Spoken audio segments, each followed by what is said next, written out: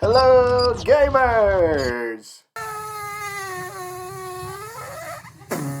Alright, so I'm sitting here getting ready to upload my video for today, which is now being pushed to tomorrow, which is totally fine. But I came across this and I was like, I have to make a video about this. This is so cool. So somebody on the official Reddit came up with every piece of information, or every reply from Tony, you know, the main developer for Multiversus, came up with every reply that they could find on Twitter and put it into one spot. And we get like, this is the biggest source of information for Multiversus in one spot, besides the website. So this is actually some cool stuff. And it's broken down into categories, you know, character requests, questions about Nintendo Switch, fighter classes, victory themes, roster arrangement. There's a lot on here, and this is some really good stuff. I'm not going to go over every single piece because, like, character requests, there's a lot of, is character such and such in here? And then Tony has to give the simple answer of, well, I can't confirm or deny it right now. I mean, he can't give away the roster. He's not just going to tell a random person on Twitter, oh, you know what, you're special. I'll give you this information. So that's a lot of the character requests, but there's a few that are a little interesting on how he responds to it, and things like, hey Tony, what about other characters like Pennywise the Dancing Clown or Freddy Krueger, something like that? He does say they do want anything to be possible, which again sticks true to what they said during the reveal trailer. Good stuff. There's one more that I wanted to touch on just briefly here. Somebody asked him about Godzilla and third party. So the tweet is, I just wanted to congratulate your team on the very exciting reveal of Multiversus, and I hope it'll grow into a truly fantastic experience. However, assuming if he isn't already in, could we potentially see Godzilla join the fight as a third party rep? And Tony replies, he doesn't just, I can't confirm or deny. No, he says Godzilla would be amazing, but no promises. Don't read too much into it. Maybe Tony's just a fan of Godzilla, but again, that might be out of his control. Third party might be out of his control for what they can get right now for the roster. So I wouldn't personally read anything too much into this, because when you start trying to dig for information that ultimately isn't there, you're only setting yourself up for disappointment. But still cool to see information nonetheless. Talks about Freddy Krueger again, other stuff. Here's another, just another basic one. Hey, Tony, is Ben 10 and Kid Flash and Neo from the Matrix, are these characters in the game? I mean, I can't reveal it. They'll reveal it when they're ready to reveal it. So then we got a question about frame rate, which is interesting. I think I covered this in a video a week or so ago, but somebody asked about FPS, frames per second for the game. How fast, what's it going to run at? And Tony says it's currently capped at 60 FPS, but we may look at that for the future. So maybe something PC possibly could run at higher FPS. Maybe PS5 version, maybe the Xbox Series X version could run at higher, but as of right now, the game does run at 60 FPS. All right, so we did know this. Like I said, I made a video about that about a week or two ago, so that was kind of cool. This one, I found this one kind of cool. The character approval process. How does this go? So the first one, Tony, hope you're having a good day. I was wondering though, do the creators of the shows and properties for the characters represented in Multiversus, you know, so like Batman and Shaggy and all them, so the creators of those characters, do they have a say or comment how a character should appear or play? Which is, you know, you can't just take somebody else's character and then warp them around however you want. And Tony very politely replies, the team works closely with the IP holders. They work with the IP holders with how the character should appear. They don't want to deter. So it's kind of like a Slackerz situation with Smash Bros, where he wants to appease the IP holders, the people that created the character. He doesn't want to, you know, take their work and tweak it where it's not approved by them. So they're literally going by the book. If the IP holder says we'd like this, this, and this, looks like they're gonna stick to it. They're not gonna try to do anything wacky, which is good. But yeah, I thought that was a little interesting. And then somebody else asked him that, we'll just get to the question, do player first games have complete control of the roster, or do the characters have to be approved? So he's basically asking, can player first basically pick whoever they want and it will just automatically happen? Tony says no, it's a collaboration. Ultimately, who we select to add will be up to the players as well. So looks like they will be listening to feedback. That's great stuff, right? It's you go into a game, of course it's free to play, but you got to know your audience, right? And that's what they're setting themselves up for. They know that we know there's going to be characters coming down the line, and if we're very vocal about, I don't know, Godzilla. Take Godzilla for example. I know third parties though. Let's go more first part. King Kong, as an example. Say King Kong is not on the base roster, and everyone's like, yeah, King Kong, we want him on the roster. They're gonna listen. They're gonna listen to us. They're gonna hear that, and then they're gonna do whatever they can to make that possible for the fans. Because again, free to play, King Kong could come with alternate costumes. It's gonna get them some money. If alternate costumes, it's gonna cost money. But either way, they're listening to us, which I thought was pretty cool. So that's character third party representation. It's nothing crazy. It was nothing crazy. I got excited about this one, but so somebody asked, Multiversus looks great. Was just wondering, would the game be limited to just Warner Brothers IPs, or could third-party characters potentially have a chance to join the roster? And he just gives a simple reply, we'll have to see. Maybe they got some secrets and up their sleeve that they're waiting to reveal. But you got to remember, this is their first game. They don't need to go. They have so many IPs. I just made a video about that the other day, about how many IPs Warner Brothers has that they can dig into there. They don't have to go for third parties, so they're leaving the door open for that possibility. Again, characters like maybe a Godzilla, who Warner Brothers doesn't own outright, but they have a relationship with the company that does, so it's on the table, but not a guarantee. So I wouldn't hold my breath. I wouldn't get my hopes up for third party, but then again, we'll just have to wait to see. But as of now, if anyone listened to my opinion, nobody will. But if you did, I would say don't expect it. That way, if it does happen, it just makes it that much more sweeter, right?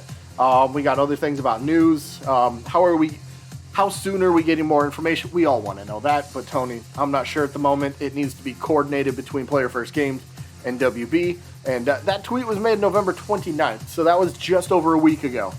And we got the Game Awards coming up in 2 days. So as of a little over a week ago, maybe it didn't seem like anything's going to happen for the Game Awards, but surprises happen all the time, and maybe they just wanted to keep it quiet, right? Who knows? I don't know. Somebody asked about Knockout and stock. There's a lot of information. This is so cool. This is great. Somebody asked about stock. I made a video about this as well a couple weeks ago, but some people are asking about the 2v2 mode and how it says first team to 4 knockout. Does this imply that each team shares stocks? And I kind of went in depth a little bit on my video on how shared stocks could be, a problem to a certain degree, but it might be okay. And Tony gave the reply, they're not quite ready to reveal all the game modes just yet, but thanks for the question. So yeah, character interactions are on here. This one, ring out effects. I haven't covered this, but I thought this was so interesting. Somebody, they love the project so far, can't wait to see more. Basically, if I say Batman has the That's All Folks, again, the ring out animation. We've seen the That's All Folks at the very end of the reveal trailer when Shaggy KOs Finn. When Shaggy KOs Finn, we see the That's All Folks. When it gets equipped, would it occur when he's KO'd or when he KOs his opponent? And Tony kind of clarified how ring out effects work. Which ring out effect do you see? When you have the ring out equipped, so if I have the That's All Folks, if I have that one equipped on me, you'll see that anytime you ring out your opponent. So when you KO your opponent, you'll see the one that you have equipped. And then when they KO you, your opponent KOs you, they'll see the one that they have equipped. So it's kind of like, yeah, I know maybe my equipped should be my death one, but maybe I want to equip the one I'd rather see, because I'm not going to go out there and just SD or try to get my butt whooped on purpose, right? Most of us wouldn't. So whatever you have equipped for your personal profile, I guess, is the one that you will see when you KO your opponent. So that was a cool thing. I like that. Roster arrangement, they said rearranging characters by maybe series or Cartoon Network characters should all go together, stuff like that. They answered questions like that. Victory themes, which is kind of cool. Fighter classes, here's an interesting one. We've noticed there's 5 different fighter classes so far. Assassin, Brawler, Mage, Tank, and Guardian? What's Rain Dog? Rain Dog's the protector thing. There's 2 of those right now. And Wonder Woman's the only tank class currently confirmed for the game. So there's 5 different ones. But somebody asked, will we get an official explanation for what makes a fighter a specific class at some point? And then this is good. This was cool. I like this. Tony says we'll get a combat and gameplay breakdown at some point in the future. So there's going to be another trailer, another video that they will have at some point that will break down what each class means. What does it classify to be a bruiser, to be an assassin, to be a tank? What does all that mean, and how does that character match up with that type? So that's cool. There's still a lot of information here. Like, I'm excited. There's so much. There's a ton of questions about the Switch. Basically, the short version for why the game's not on the Switch: limited resources. Here, I'll just say it like this. Like any game development, we have limited resources. We pride ourselves in serving players, so it was a hard decision not to launch at the Switch. But stay tuned. The Switch version could come later, but limited resources. They're doing what they can with what they have. So don't be too hard on them because it's not coming to a certain platform. I get some people maybe only have a Nintendo Switch.